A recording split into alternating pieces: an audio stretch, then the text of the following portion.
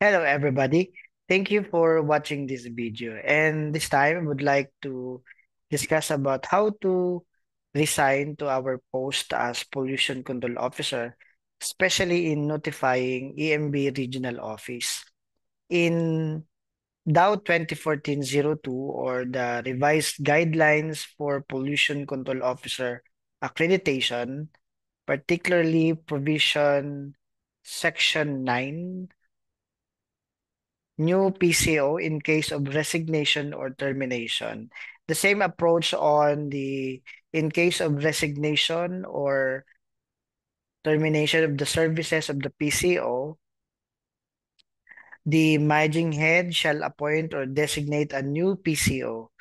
He or she shall inform in writing the concerned EMB regional office within 15 calendar days and seek accreditation for the new PCO within 30 calendar days from the date of resignation or termination. So meron talagang possibility na ang isang pollution control officer ay mag-resign sa isang kumpanya or isang establishment at pwede ring ma-terminate. So ano ang mga protocol doon? Kailangan mag-notify in writing sa EMB Regional Office. Now, ito ay nakaatang talaga sa managing head sa pag-appoint ng bagong PCO at ganoon din sa pag-notify sa EMB Regional Office na papalitan na yung dating PCO. Kaya lang, it's sometimes a good initiative na ng isang PCO na nag-resign na siya na mismo ang mag-notify. So what we do have here is the sample resignation addressed to the regional director of EMB regional office. So we have here the sample of our resignation to inform in writing the office of EMB regional director na nag-resign na o na-terminate na sa pagiging PCO. Pero itong pagkakataon na ito, yung PCO na mismo ang mag-notify sa EMB.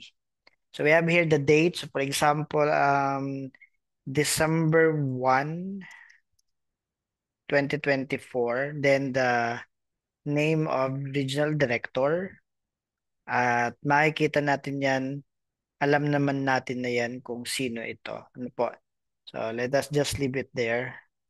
And position, regional director, EMB region, kung anong region po ito, and then EMB regional office address. So the subject is resignation letter as pollution control officer. And we have here, dear director, for example, dear Director De La Cruz. Na. So warm greetings. This is to inform your good office that I, kung sino yung PCO, for example, I, Peter Pan, have resigned as pollution control officer of, for example, ABC Company Inc.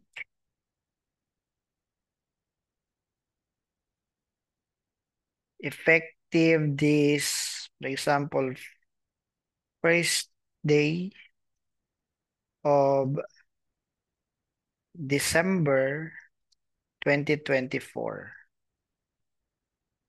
And then we will provide the PCO details. Lagay ulit natin dito the name of the PCO. Mr. Peter Pan. PCO accreditation number, for example, R for A 12 1 2 3 4 5. Then date granted, for example, December 2, 2023. And then date of expiration, December 2, 2026.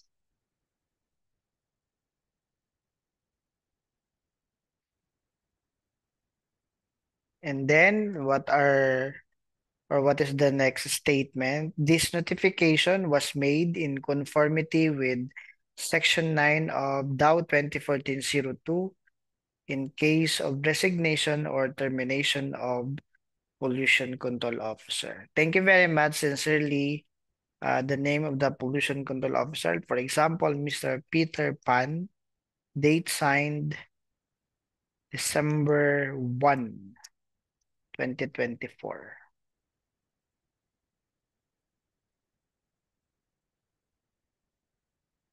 So from here, we have prepared a resignation letter as pollution control officer addressed to the EMB regional director, and the effectivity of the resignation or termination of the PCO. In this case, resignation. And we have the details of the PCO to update in the database. Madaling makita kung alin yung i-update sa database ng EMB Regional Office. So this will be submitted, pwede ito through email sa Records Office ng concerned EMB Regional Office para